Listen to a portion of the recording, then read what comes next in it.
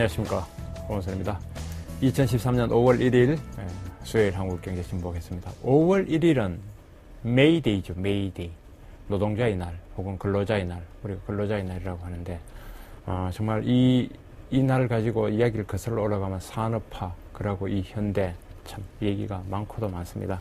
근데 이제는 뭐 셀러리맨이라는 말, 월급쟁이란 말이 워낙 보편화되어 있고 하니까 그런가 보다 하지만, 예전에는 이 근로자, 노동자, 이런 뭐를 붙이든 간에 좀 연연이 있는 날입니다. 자, 일면 봅니다. 2014년 예산 지침, 물론 정부 예산 지침입니다. 대대적 세출 구조 조정. 많이 나오면 세출이라는 건 물론 이제 정부 돈을 걷어서 세금을 거두드는 게 세입, 그 돈을 쓰는 게 세출, 그렇습니다. 세출 구조 조정 한다는 건데, NGO, 묻지마 정부 지원 사라진다 했습니다.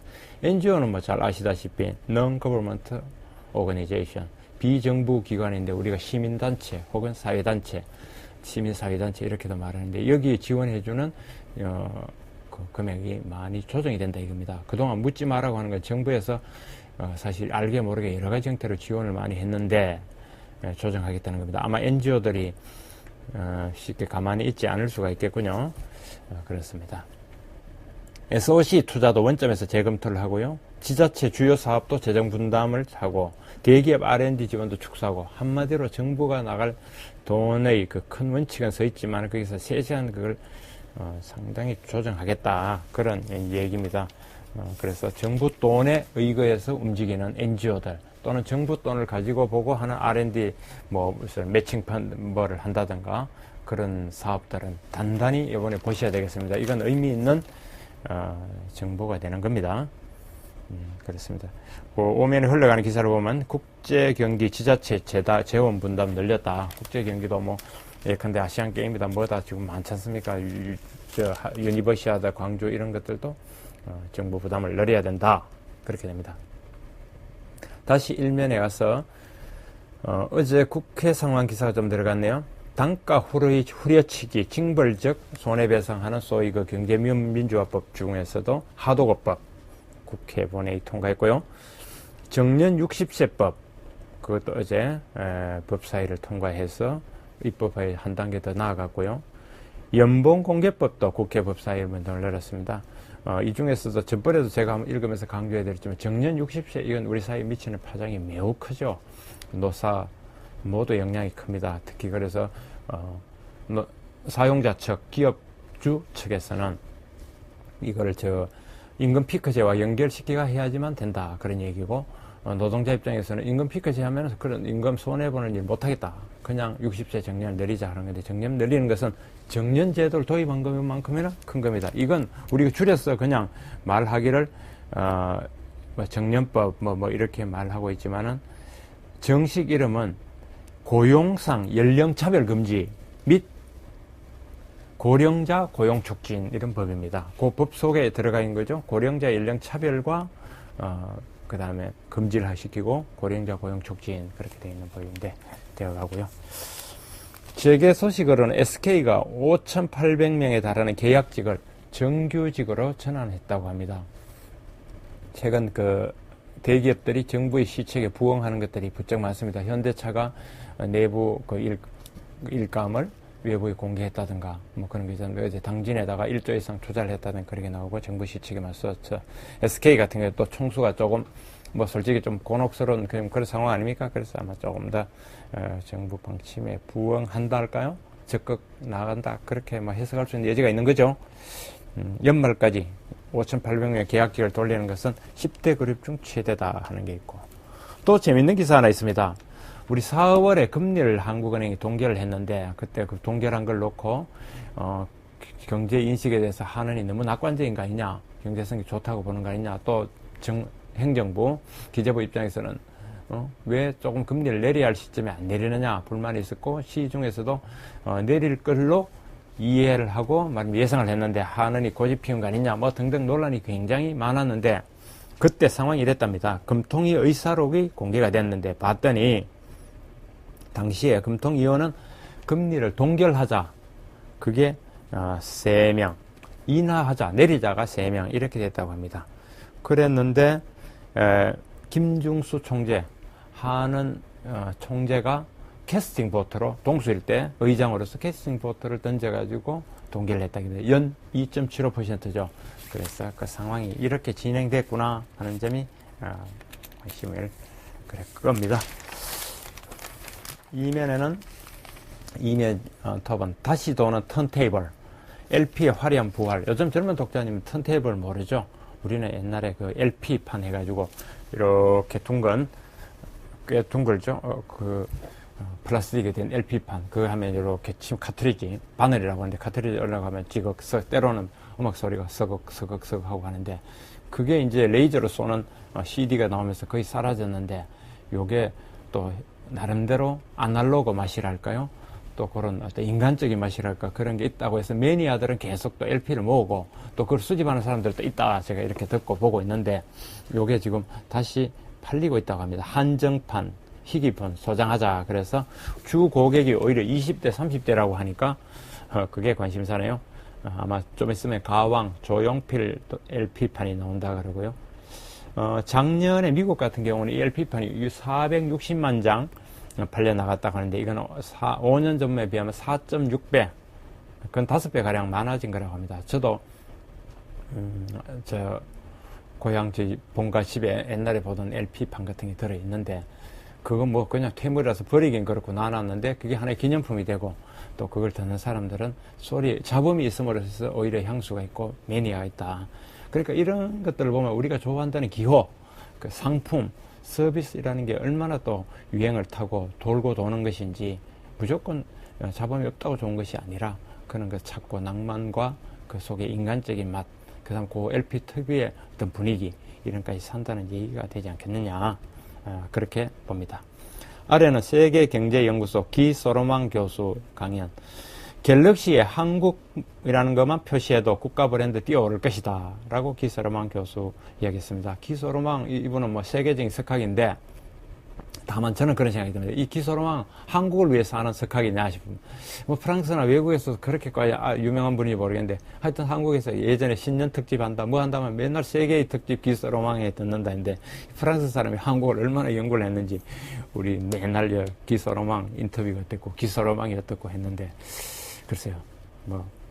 네, 거기까지만 하죠.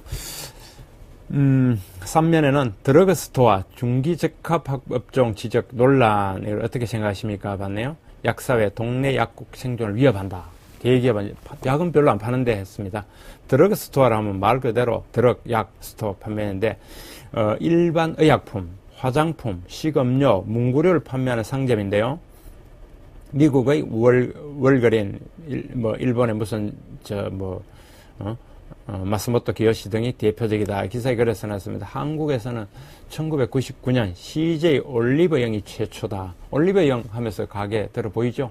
그게 이제 우리가 드러그스토어인데, 미용용품보다 헬스 앤 뷰티 샵이라고 하는데, 여기 이제 약국 파는 게 있기 때문에 이거를 약사회에서 중기적합업종으로 지정해달라. 그러니까 중기적합업종으로 지정되면 동네 골목상권에 가게를 못 여는 거 아닙니까? 그걸 못하게끔 해달라 그러는 거고, 그걸 하는 CJ 올리브영 이런 데서는 야 여기 뭐 우리가 약 파는 건 별로 없다. 생활용품하고 파는데 왜 약국으로 지정합니까? 라고 지금 반대한다는 건데 독자들한테 이 기사가 묻는 겁니다. 과연 이걸 중기적합업종을 해줄 것이냐?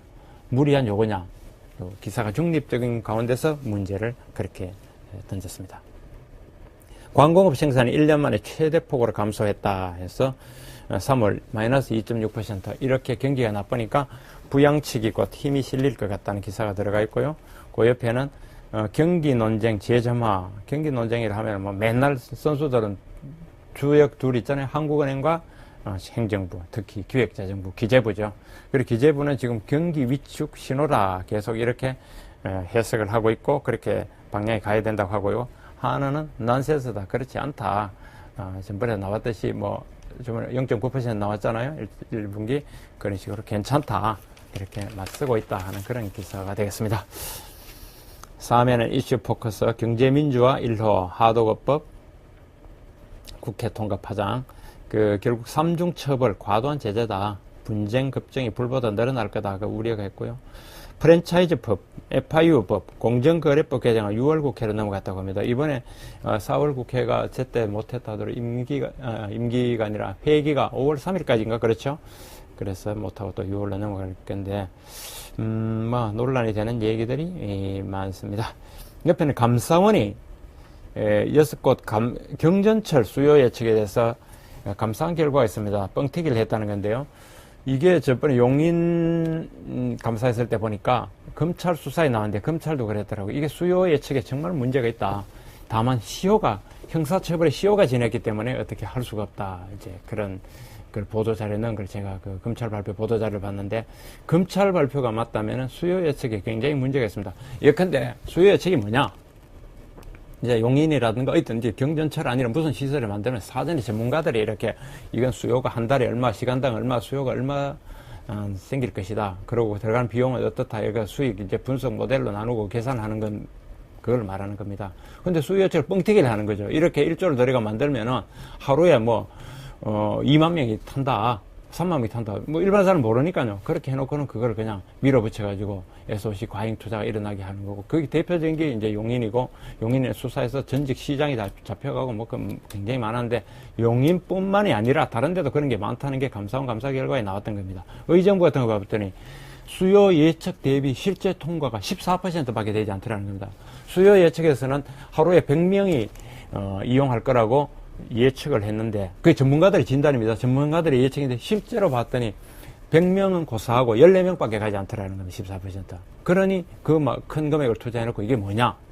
이제 감사원이 나섰다. 그런 얘기가 되겠습니다. 공기업 28곳 부채 비율 첫 200% 초과. 그래서 위험하다. 부채 비율 공기업 200% 굉장히 위험하다. 지난해 공공기관 부채가 500조 원 육박하다. 이런 기사도 있고요. 한국거래소, 그 다음에 예탁결제원, 평균 연봉이 얼마다? 1억이 넘는다는 겁니다, 연봉. 최고 연봉이고, 그 직원들 평균 연봉 1억 넘으면, 이런 걸 우리가 신이 내린 직장이 아니고, 신도 모르는 직장이라고 했던 거 아닙니까? 다시 확인됐다. 나왔고. 6면은, 창업, 벤처 생태계 살리자. 엄마가 창업하지 말래요. 그러면서 신의 직장, 대기업만 쳐다보는 청년들 시리즈 이야기했습니다. 젊은이들이 엄마만, 샤크맘, 무슨 맘, 알파맘 하더니 엄마 말로만 듣고 애들이 엄마가 창업하지 말라 했으니까 그냥 오로지 일자리 별로 되지 않고 대기업에 들어갔는데 대기업 취업해봤자 별로였으면 처음에 들어가면 그다지 큰 롤을 주는 것 아닙니다. 창업하십시오, 창업. 다만 이제 처음에 창업을 돈 다 내라. 그럼 누가 못해? 리어카드 끌고 자전거 끌고 다니면서 창업한다고 시작하는 겁니다. 창업하려면 그게 맞다고 봅니다. 배추 장사하는 거죠. 그런 식으로 해야지. 다 해주면 그건 은폐은행의 창업이 아니다. 그렇게 봐야 될 것 같습니다. 정치면 북한 문제, 정부, 북한 변화 유도를 위한 추가 조치 있을 것이다. 인데 어떨는지 궁금해지고. 국제면은 미국 기업 매출이 뚝 떨어진다. 주가에는 호재냐? 그렇게 했고. 이탈리아 총리, 감세 통한 경제 성장을 하겠다. 일본의 도쿄 도지사, 이슬람은 서로 싸움만 한다 해서 이슬람 비하 발언했다. 이거 문제. 그 다음에 세계 최고 맛집은 어딘지 아세요? 그런 얘기.